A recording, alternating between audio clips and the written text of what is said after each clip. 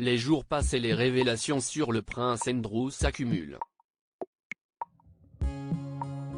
Cité dans l'affaire du trafic et violences sexuelles en bande organisée sur mineurs menée par Jeffrey Epstein, qui s'est suicidé en prison, le fils aîné d'Elizabeth II fait face à des preuves et des déclarations accablantes. Dernière en date, celle d'un ancien policier, qui a affirmé que plusieurs femmes du réseau de Jeffrey Epstein ont été invitées par le prince Andrew à Buckingham Palace.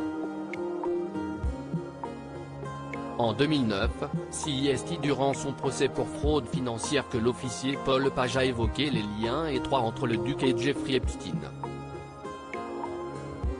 Si ces propos n'ont jamais été divulgués, les médias britanniques viennent de mettre la main dessus.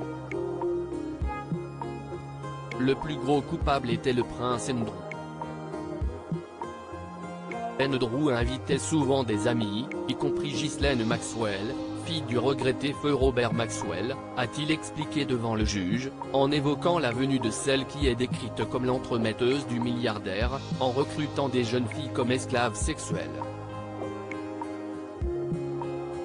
Le palais et le duc nient en bloc lorsque des officiers ont contesté le prince Andrew ou ses invités. Le prince Andrew était verbalement violent. Toutes les plaintes déposées n'étaient pas traitées correctement, a expliqué cet ancien policier.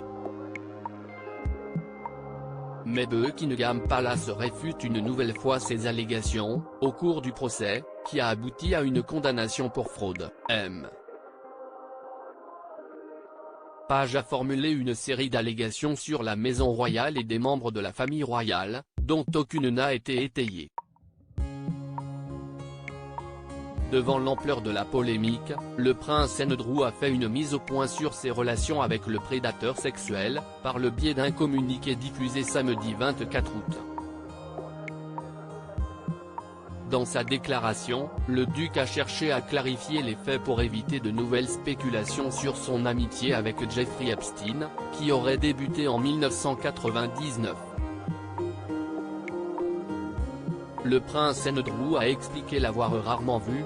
Durant le peu de temps que j'ai passé avec lui, je n'ai jamais vu ou suspecté un comportement de ce type qui aurait conduit par la suite à son arrestation et à sa condamnation.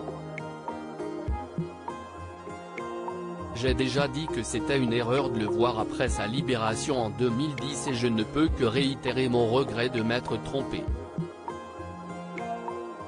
Dans sa déclaration, le prince Andrew continue, son suicide a laissé de nombreuses questions sans réponse. CIST une période difficile pour tout le monde et je suis incapable de comprendre ou d'expliquer le style de vie de M. Epstein.